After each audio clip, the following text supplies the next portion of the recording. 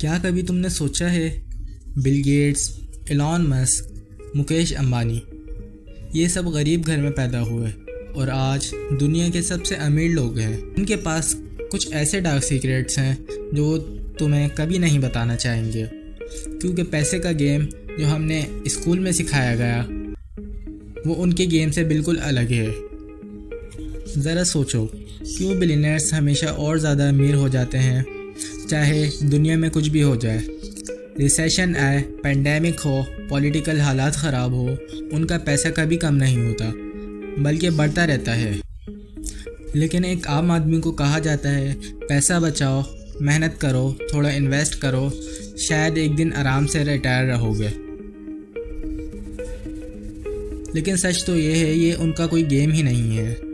आज की इस वीडियो में हम एक्सप्लोर करेंगे वो डार्क हिडन स्ट्रेटजीज जो बिलियनर्स यूज़ करते हैं, जो तुम्हें स्कूल में, कॉलेज में, किसी महंगी बिजनेस कोर्स में भी नहीं सिखाई जाती। और अगर तुम 16 से 35 के बीच हो तो ये सिर्फ एक इंटरेस्टिंग कहानी नहीं, ये तुम्हारे पैसे, काम और फ्यूचर देखने का नज़रिया बदल सकती है। क्यों? जैसे ही तुम उनके रूल्स समझ गए, तुम हमेशा हारने वाला गेम खेलना ही बंद कर दोगे और अपना एक नया गेम शुरू करोगे। आज मैं ऐसे 7 बड़े सीक्रेट्स तोड़ूंगा। हर सीक्रेट्स एक छोटी कहानी से शुरू होगा, फिर उसका लेसन समझेंगे। द सीक्रेट नंबर 1, असल पावर सैलरी में नहीं, एसेट्स में होती है। मिसाल लो, अली और सारा 2 फ्रेंड्स हैं। एक कॉर्पोरेट जॉब करता है, $10,000 महाना कमाता है। सारा के पास एक छोटा सा अपार्टमेंट बिल्डिंग है जो 4,000 रेंट देता है हर महीने। कागज़ पर अली ज़्यादा अमीर लगता है, लेकिन सच तो ये है कि अली अपना वक्त पैसे के लिए देता है। जैसे ही काम बंद, पैसा बंद। सारा का पैसा एसेट से आता है, चाहे वो काम करे या ना करे, उसको रेंट आता है। इसी तरह बिलियनियर सिर्फ एक चीज़ पर फोकस नहीं करते, बल्कि इनकम प्रोड्यूसिंग एसेट्स का ओनरशिप लेते हैं, जैसे stocks, real estates, businesses, patience, royalties. वो अपनी वेल्थ को इनकम से नहीं नापते, बल्कि इससे नापते हैं कि वो कितने एसेट्स उनके लिए काम करते हैं जब वो सो रहे होते हैं। अगर तुम्हारा सिर्फ एक ही सोर्स ऑफ इनकम जो कि जॉब है, हमेशा एक कदम ज़ीरो से दूर हो। छोटे से शुरू करो, एक एसेट लो, चाहे छोटा हो, और उसे ग्रो करो।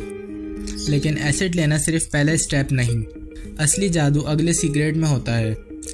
सीक्रेट नंबर 2, वो डेप्थ का इस्तेमाल अमीर होने के लिए करते हैं।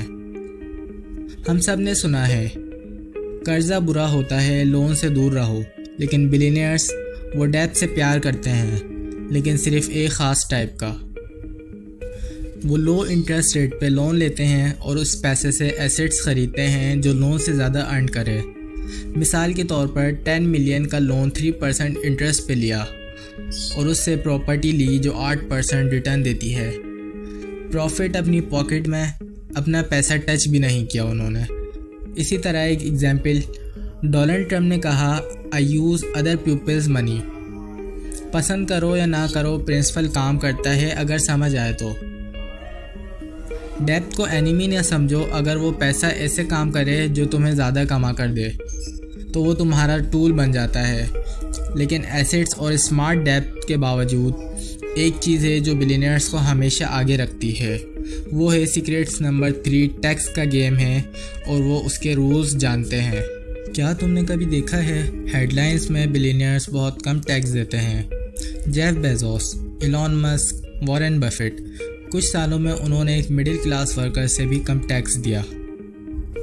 वो टैक्स छुपाते नहीं बल्कि लीगली अवॉइड करते हैं।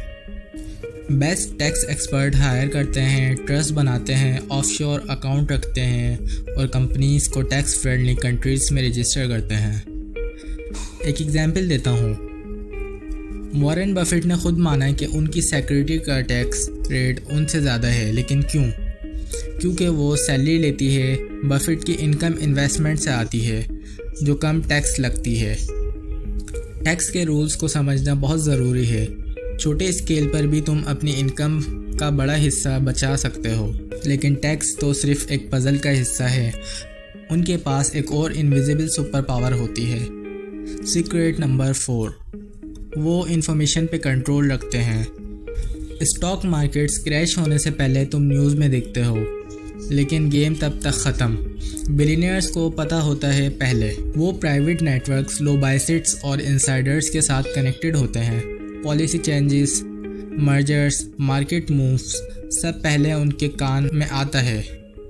एग्जाम्पल, 2020 में कोविड लॉकडाउन से पहले कुछ बिलियनियर्स ने बिलियंस इन्वेस्ट किए उनकी स्टॉक्स में जो लॉकडाउन में गिरो होने वाले थे।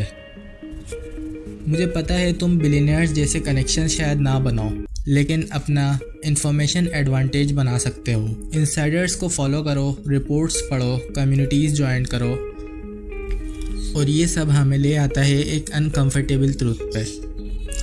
सीक्रेट नंबर 5, वो रूल्स बनवाते हैं। कभी नोटिस किया है कि कुछ लॉस हमेशा अमीर लोगों के फेवर में होते हैं? ये एक्सीडेंट नहीं। लॉ बाइंग और पॉलिटिकल डोनेशंस के थ्रू वो लॉज बनवाते हैं जो उनके वेल्थ को प्रोटेक्ट करें। बड़े कॉरपोरेशंस हमेशा टैक्स के लिए पुश करते हैं जो असली में शेयर होल्डर्स को फ़ायदा देते हैं। नेशनल लॉस तुम कंट्रोल नहीं कर सकते, लेकिन अपनी पर्सनल रूल्स बना सकते हो, जो अपने हैबिट्स, अपना फाइनेंशियल सिस्टम। फिर भी इन सब के बावजूद एक चीज़ है जो पैसे से सीधा नहीं ख़रीद सकते। सीक्रेट नंबर 6, वो वक्त मल्टीप्लाई करते हैं। तुम्हारे पास 24 घंटे हैं, मेरे पास भी, बिलियनियर्स के पास भी। फ़र्क, वो सब काम खुद नहीं करते, वो दूसरे लोगों का वक्त ख़रीदते हैं। एक्सपर्ट्स, असिस्टेंट, मैनेजर्स हायर करके अपना फोकस सिर्फ हाई वैल्यू वाले काम पर रखते हैं। इसी तरह मार्क ज़करबर्ग सिर्फ हर दिन फेसबुक का डिज़ाइन नहीं बनाता, स्ट्रेटजीज़ पर फोकस करता है, बाकी काम हज़ारों एम्प्लॉयज़ करते हैं। छोटी आउटसोर्सिंग से शुरू करो, अपना वक्त फ्री करो ताकि तुम सीख सको, इन्वेस्ट कर सको और बिल्ड कर सको।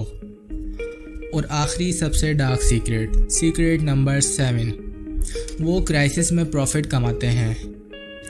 जब हम जैसे आम लोग पैनिक सिचुएशन में एसेट्स सेल कर देते हैं, बिलियनियर्स ख़रीदना शुरू कर देते हैं।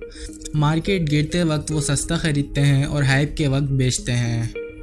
2008 में वॉरेन बफेट ने जब सब बेच रहे थे, तब बिलियंस इन्वेस्ट किए। 10 साल बाद वो इन्वेस्टमेंट से मल्टीप्लाई हो गए। क्राउड का उल्टा सोचो, सीखो। जब सब भाग रहे हों, शायद वही बेस्ट एंट्री पॉइंट हो तुम्हारे लिए। ये सच है कि बिलियनियर्स ज़्यादा मेहनत नहीं करते, वो बस स्मार्ट खेलते हैं और अलग अलग रूल्स के साथ। Assets, smart depth, tax mastery, information control, law influence, time multiplication और क्राइसिस प्रॉफिट्स उनका गेम है। अब सवाल ये है कि तुम इस नॉलेज का क्या करोगे? पुराने रूल्स फॉलो करोगे या अपना गेम शुरू करोगे? अगर तुम पैसे को अपनी लाइफ में समझना चाहते हो, मेरी पहली video the psychology of money देखना ज़रूरी है। वो तुम्हें बिलियनियर्स माइंडसेट समझा देगी। सिर्फ देख के मत जाओ। आज एक छोटा सा स्टेप लो, अपना पहला छोटा एसेट ख़रीदो, एक फाइनेंशियल रिपोर्ट पढ़ो और 1 घंटा बचाओ। किसी काम को आउटसोर्स करो। जितनी जल्दी शुरू करोगे उतनी जल्दी लूजिंग गेम से निकल जाओगे।